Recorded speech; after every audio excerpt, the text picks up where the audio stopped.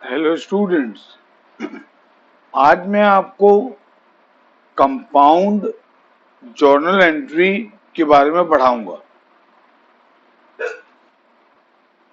Heading लिखो, compound journal entry. अब उसके नीचे लिखो पहले simple journal entry. Simple journal entry. अब इसके बारे में लिखो, सिंपल जर्नल एंट्री के बारे में। A journal entry having one debit and one credit is called simple journal entry। जिस जर्नल एंट्री में एक अकाउंट डेबिट हुआ है और एक अकाउंट क्रेडिट हुआ है, उस जर्नल एंट्री को सिंपल जर्नल एंट्री बोलते हैं। तो तुम्हारे मन में एक बात आएगा, अभी तक हम जितना भी जर्नल एंट्री पास किए सब में तो एक ही अकाउंट डेबिट हुआ था और एक ही अकाउंट क्रेडिट हुआ था। तो एकदम राइट क्वेश्चन तुम्हारे दिमाग में आया है।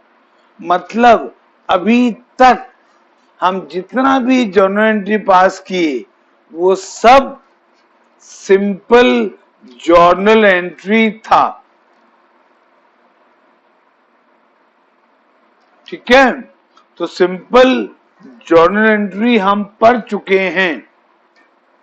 अभी हम कंपाउंड जर्नल एंट्री पढ़ेंगे। उसके बारे में लिख के रखो, कंपाउंड जर्नल एंट्री। उसका बिट 1 लिखो। When two or more simple journal entries are compounded together, they form a compound journal entry। जब दो या दो से ज्यादा सिंपल जर्नल एंट्री को कंबाइन करते हैं तो जो एंट्री निकलता है उसे बोलते हैं कंपाउंड जर्नल एंट्री।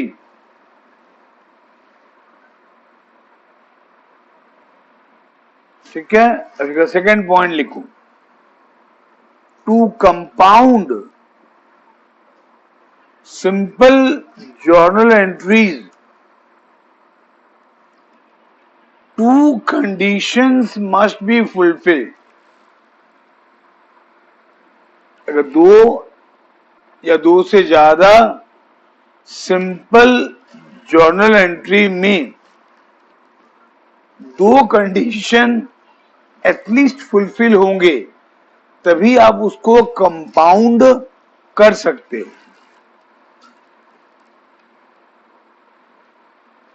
वो दो कंडीशन क्या क्या है लिखो। Condition 1, date must be same. मतलब दोनों एंट्री का डेट सेम होना चाहिए। Condition 2, must have one common aspect। must have one common aspect, either common debit or common credit। जो दो सिंपल जर्नल एंट्री है जिनको आप कंपाउंड करने का सोच रहे हो उसमें कॉमन एस्पेक्ट होना चाहिए।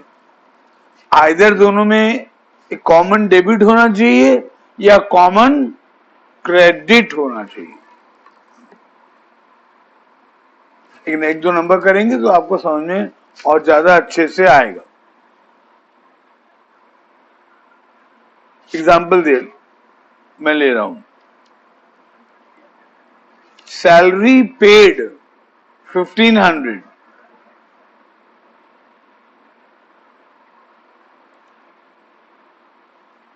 फिर सैलरी पेड 1500।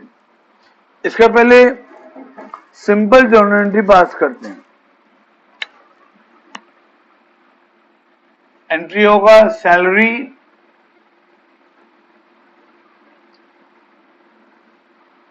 Account debited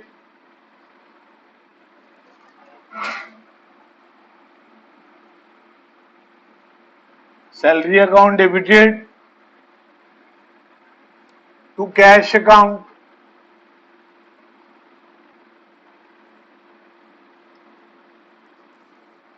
$1500।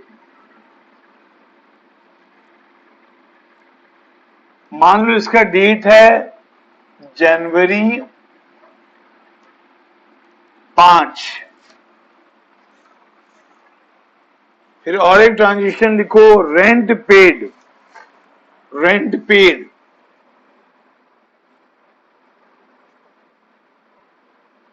उसका अमाउंट ले लो 1000 और डेट वही लो जनवरी 5। रेंट पेड तो एंट्री होगा rent account debited to cash account, rent account debited to cash account 1000।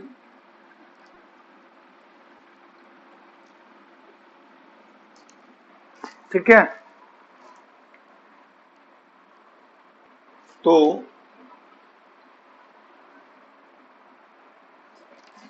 ये दो सिंपल जर्नल एंट्री है, ये दो सिंपल जर्नल एंट्री है। अब ये दोनों कंपाउंड एंट्री बन सकता है कि नहीं वो हमको देखना है। उसके लिए कंडीशन चेक करेंगे।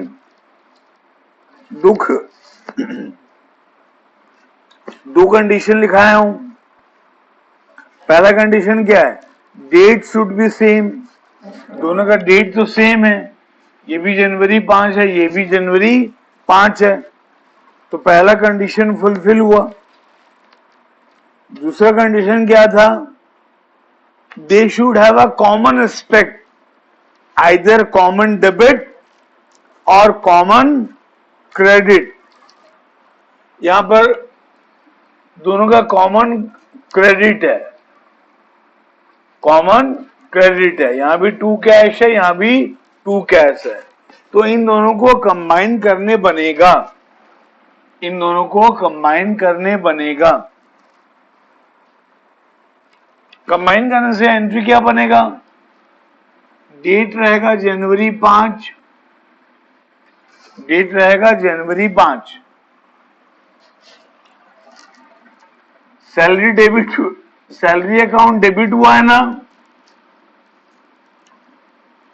तो सैलरी अकाउंट यहां भी डेबिट होगा। रेंट अकाउंट डेबिट है ना, तो रेंट अकाउंट यहां भी डेबिट होगा।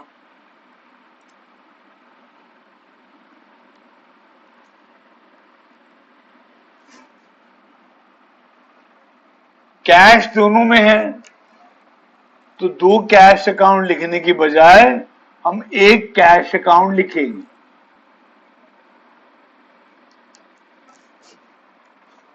सैलरी अकाउंट में कितना रुपया था, 1500, रेंट अकाउंट में कितना रुपया था, 1000, तो कैश अकाउंट में आएगा 1500। तो ये है कंपाउंड जर्नल एंट्री इन दोनों का, करेक्ट। ये सिंपल जर्नल एंट्री है, ये भी सिंपल जर्नल एंट्री है, दोनों का डेट सेम है, दोनों में एक कॉमन एस्पेक्ट है, तो इसको कंबाइन कर सकते थे और कंबाइन करके ये एंट्री बना। तो ये है कंपाउंड जर्नल एंट्री। समझ में आया बच्चे लोगों? एक और एग्जांपल लेते हैं। मान लो जनवरी 8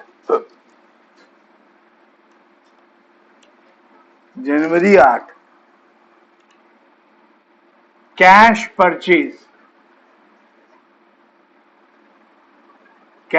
purchase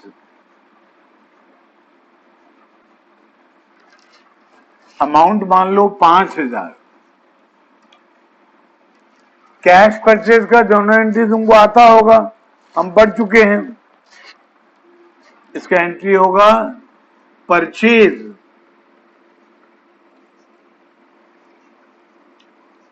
account debited, purchase account debited to cash account, purchase account debited to cash account 5,000।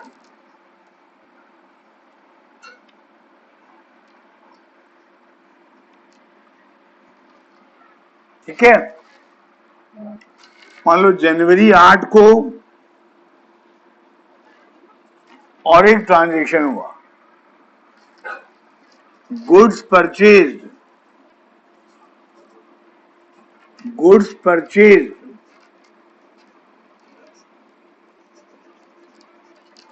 From Govind, goods purchase from Govind मान लो 10,000।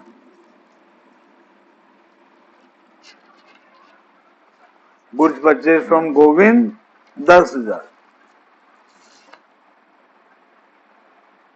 इसका एंट्री क्या होगा? Purchase account debited, purchase account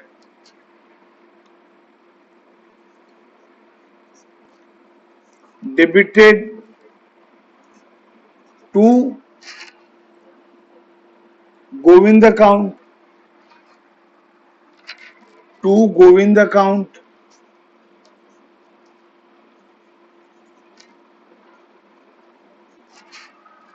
इसका अमाउंट हम लिए थे 10,000।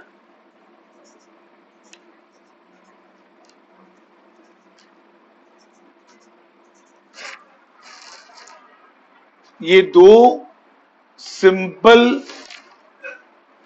जर्नल एंट्री है, ये दो सिंपल जर्नल एंट्री है। क्या ये दोनों कंबाइन हो सकता है? कंडीशन चेक करेंगे। दो कंडीशन है। पहला condition, date should be same, date same है।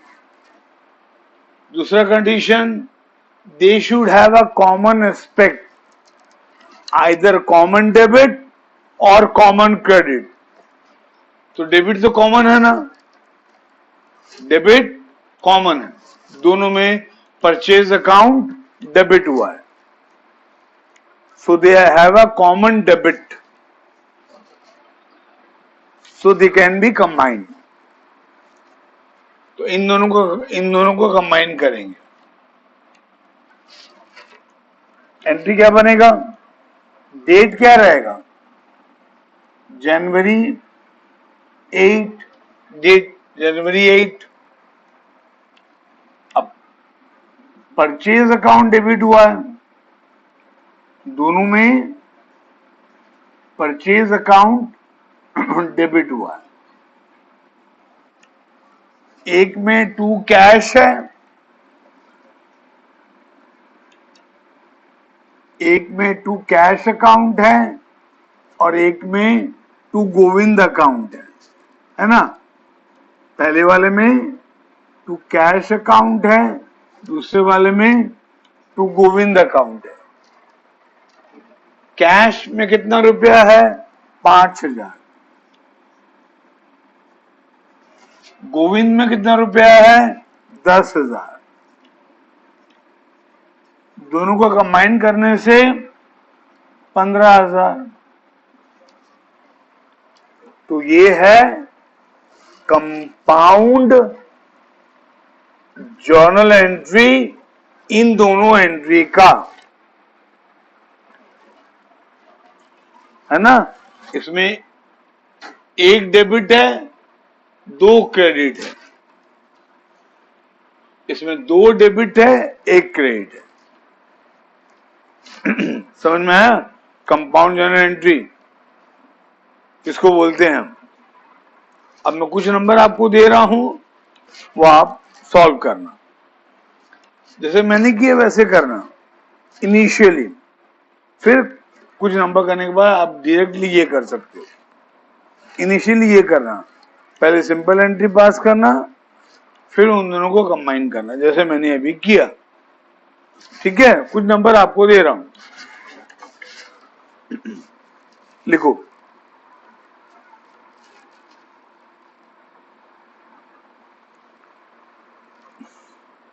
डेट 1 अप्रैल, कैश परचेज 5,000। नेक्स्ट, फिर 1 अप्रैल, goods purchase from Govind 10,000।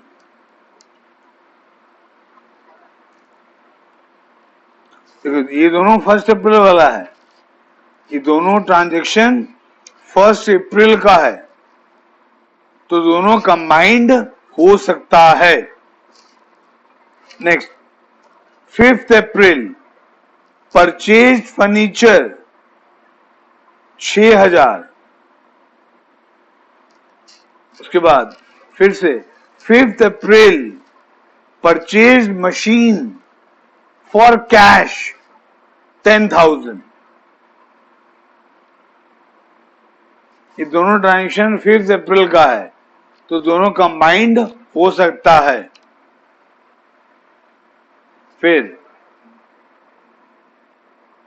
Next, 10 April, cash sales 10,000।